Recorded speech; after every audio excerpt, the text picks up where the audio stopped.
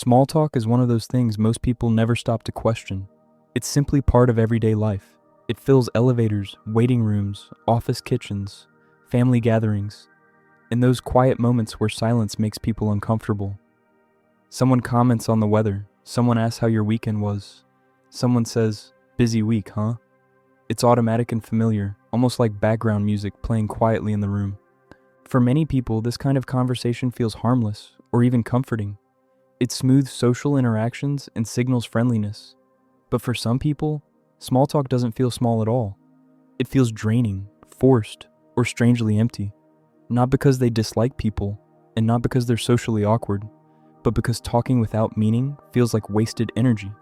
These are the people who often stay quiet at first, the ones who suddenly become engaged when a conversation turns honest or thoughtful, but seem reserved before that moment arrives.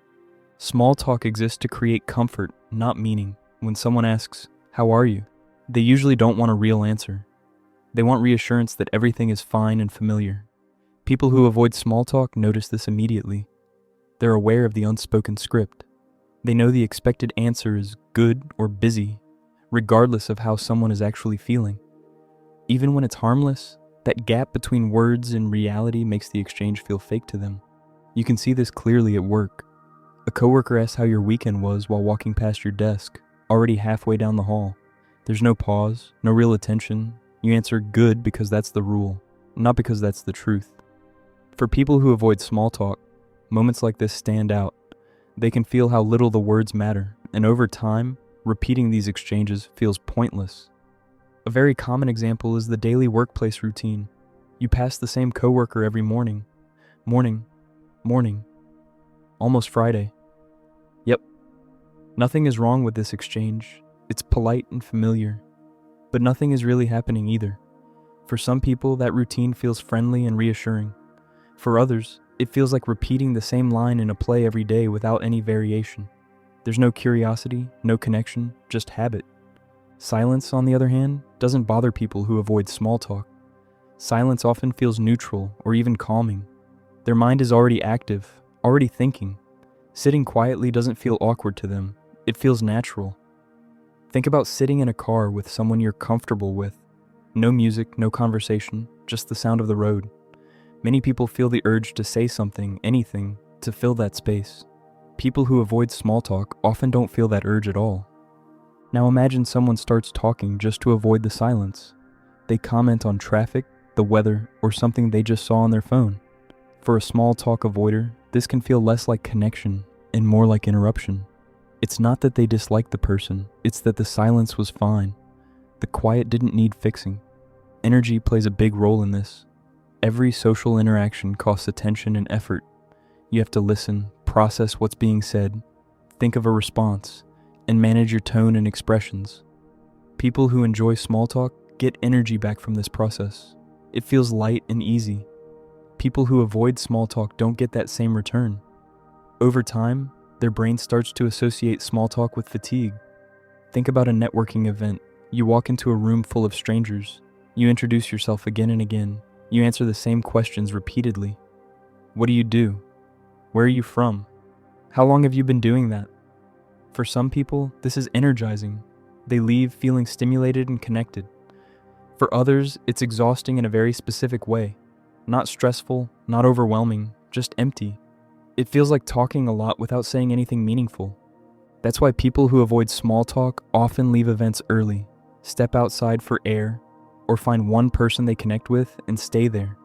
From the outside, this can look antisocial. From the inside, it feels like protecting their energy. Many people who avoid small talk are depth-oriented thinkers. Their minds naturally look for meaning, patterns, and insight. When conversation stays shallow, their brain disengages. It's like trying to watch a movie that never gets past the opening scene. There's nothing wrong with it, but there's nothing pulling them in either. You might notice this at social gatherings. Someone sits quietly while people talk about sports scores, TV shows, or office gossip. They're listening, but they're not engaged. Then someone suddenly says something real. Maybe they admit they're burned out. Maybe they talk about a fear they have, or a big decision they're struggling with. Suddenly, the quiet person comes alive. They ask thoughtful questions. They share insights. They're fully present.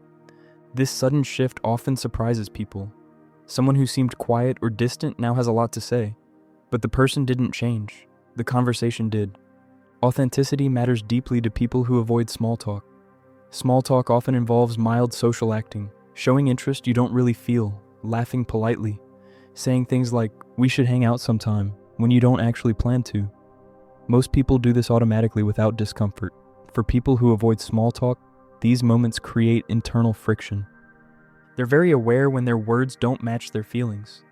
Saying, "That's interesting," when it isn't, can feel dishonest. Saying, "I'd love to," when they wouldn't, can feel wrong. So instead of playing along, they pull back. They'd rather be quiet than fake interest. They value sincerity over smoothness. Because small talk is such a strong social norm, people who avoid it are often misunderstood. They may be seen as quiet, distant, or unfriendly.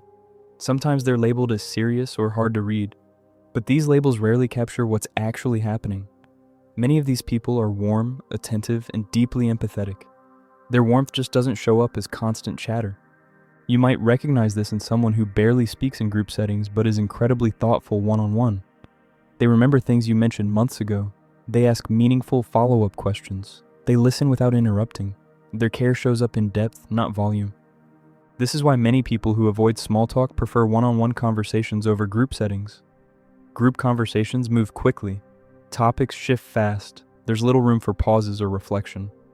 One-on-one conversations allow space for depth, silence, and genuine connection. Family gatherings make this especially clear. Every year, the same questions come up. How's work? Still living in the same place? Any big plans? The answers are expected. The interest is limited. For someone who avoids small talk, these exchanges can feel draining. Not because they don't care about family, but because the conversations never evolve. They stay stuck at the surface. Trust also works differently for people who avoid small talk. Small talk is often used as a gradual way to build connection. But for these individuals, trust comes from honesty, consistency, and depth. They trust people who say what they mean and mean what they say. Until they sense that kind of alignment, they may stay quiet. This can be mistaken for being guarded when it's actually being intentional. Despite appearances, people who avoid small talk usually crave connection deeply, often more deeply than average. They don't want to be surrounded by noise. They want to feel understood.